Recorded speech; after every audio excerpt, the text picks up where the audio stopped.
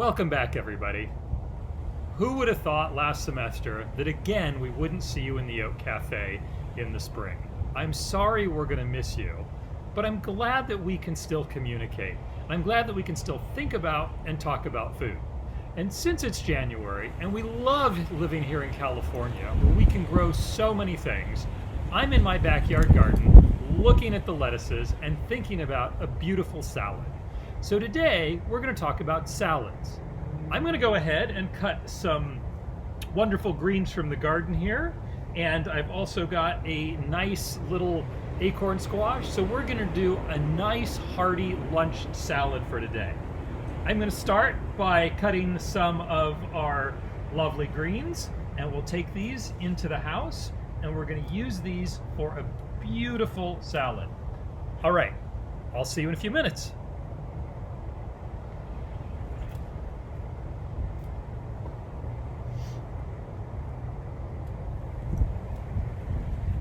One of the things I love about winter salads is that they can be rich and warm and really healthy without being sugary or sweet. So today we're going to go ahead and we're going to take this lovely butternut squash and we're going to go ahead and roast it off. We're going to do that by cutting it in half. Then we're going to put some olive oil and a little bit of salt on it. We're going to turn it upside down on our baking sheet and we're going to put it in about a 375 degree oven until it's nice and soft all the way through. So we'll do that in just a second. Then while I was in the garden, I got this lovely arugula. So arugula is spicy and peppery and beautiful. We're going to add some grain to this salad too. So I found some farro. So I've got this lovely farro. We're going to rinse it off. We're going to take 1 cup of it and we're going to put it into 2 cups of boiling flavorful broth. So I'm using chicken stock with some salt in it today. You can use vegetable stock. You just want to make sure that the liquid that your grains cook in is nice and flavorful so they take on some of that flavor. Now, farro can be either it can be either pearled or it can be whole. So if it's pearled farro, it's going to take about 15 minutes to simmer. If it's going to be the whole, it could take closer to 40 minutes. So if you don't know what you have, just go ahead and check it. We want the farro to be tender but still firm. We don't ever want it to get mushy. All right, so we're going to cook that on the stovetop. Start with hot liquid. Drop it to a simmer once you add your grain and just let that simmer for 15 minutes and then go ahead and check it. We'll go ahead and put our acorn squash into the oven about 375 until that's done. Check it at about half an hour. It depends on the size. Today we're going to add some almonds to that because I love the idea of almonds, and we're going to add some goat cheese. So when you make a beautiful salad, I want you to think about kind of that fruit nut cheese combo. If I was doing this for a restaurant, I would consider adding some dried fruit because it's a nice, lovely winter alternative to fresh fruit. So I could use dried cranberries or dried cherries. I personally am not a big fan of that sweetness in my salad, so I'm not going to add that, but you can if you want that sweetness, the creaminess of the goat cheese. If you don't like goat cheese, manchego would be beautiful, or Parmesan would be great, whatever you like. And then in terms of the nuts, I'm using almonds. Pecans would be great. Again, any nut that you want. So nut, fruit, cheese can work really beautifully in a salad. And then when we come back, after our farro is cooked and after our butternut or after our squash has gone into the oven, we're going to go ahead and I'll show you how to make a lovely citronette. So here is our squash ready to go in the oven. I will see you when our squash is done and our farro is ready to go. All right, we're all working in the house, so I'm gonna go check some emails and I'll be back when this is done.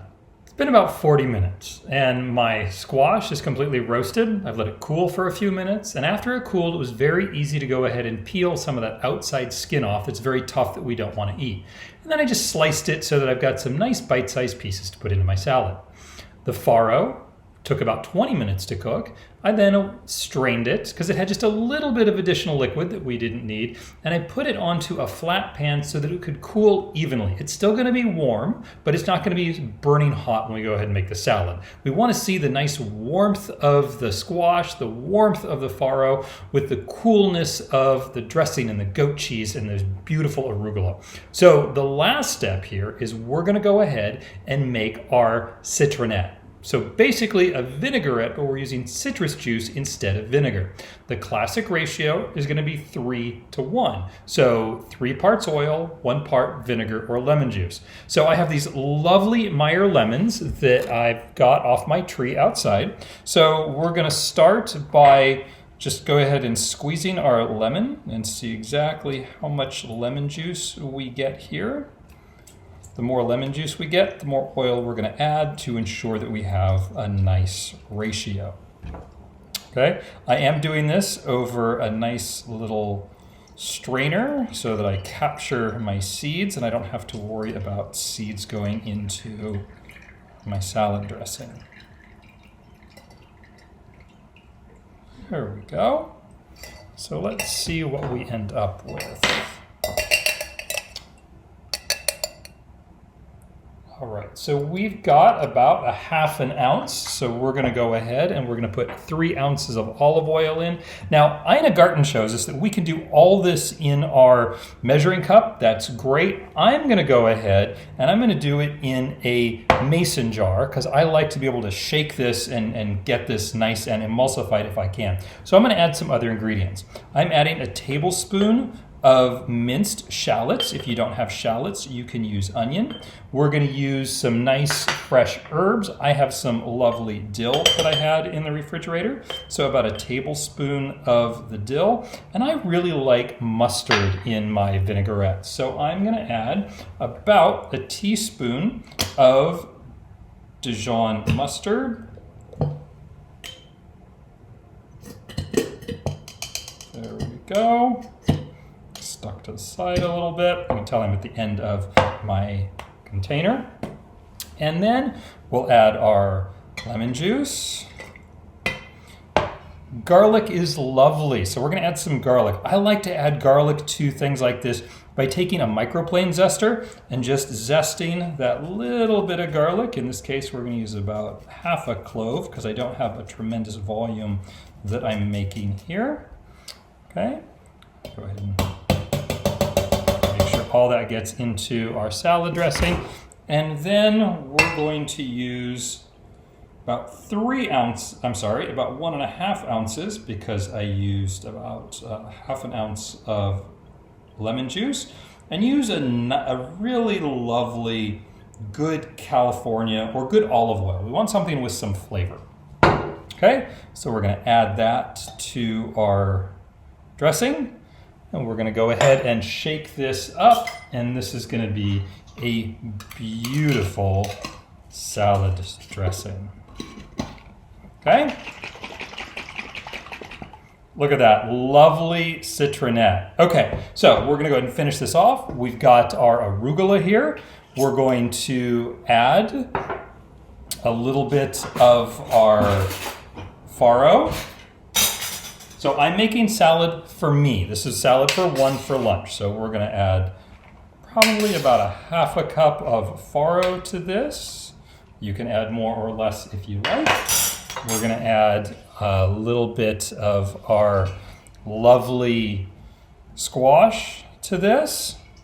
And then we're going to add our citronette. Now, secret to good salads, use a big bowl so that everything gets covered and dress the bowl, not the salad. So a little bit of dressing around the edge of the bowl. And now we've got this beautiful volume of bowl that we can toss everything together. Everything gets lightly coated, a little bit on all of our greens. And we're going to transfer this over to our bowl.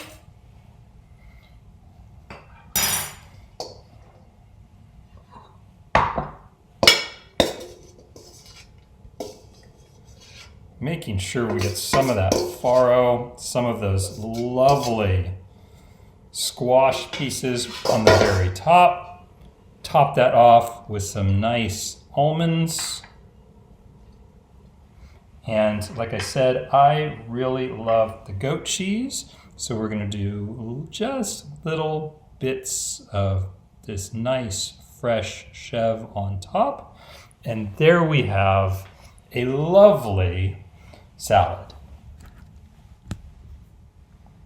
All right.